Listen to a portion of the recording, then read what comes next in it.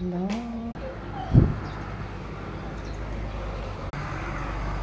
Guys, may kitchen siya. Maganda.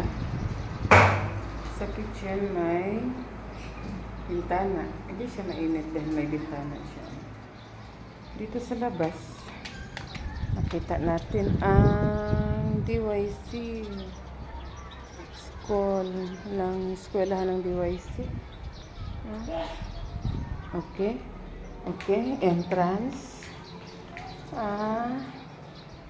Ito ang ating komportableng kusina. Ayan guys.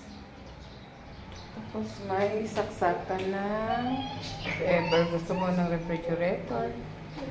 May saksakan ng mga rice cooker or whatever. Tapos dito may lamesa tayo. Upuan. Dagdagan ko ng upuan. Dito guys. Ating CR. May lagayan ng shampoo. May bintana din doon. Ayan, ang ating inidoro. Ayan si Kulot. Oo nga. Tapos, higaan. kulit ng aking apo. Ito ang higaan daw, sabi ni Kulot. Higaan dito. Oo, yan. Ito.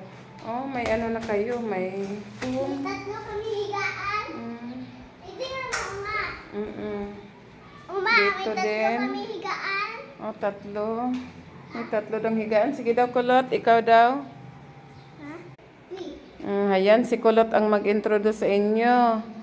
May tatlong higaan. Sige na, sabihin mo. May tatlo. Itong dalawang, apat, akyatan. Sige na, i-count mo daw. 1.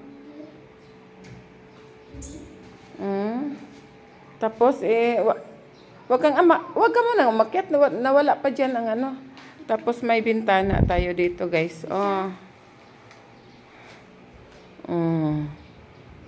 Tapos, ito ay ating ceiling fan.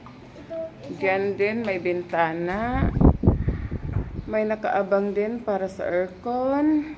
Ano yan, Kulot? Higaan, no? Sabihin mo. Matulog si mama ko. Ako dito. Oh? Dito ako taas. Ayaw ko dito.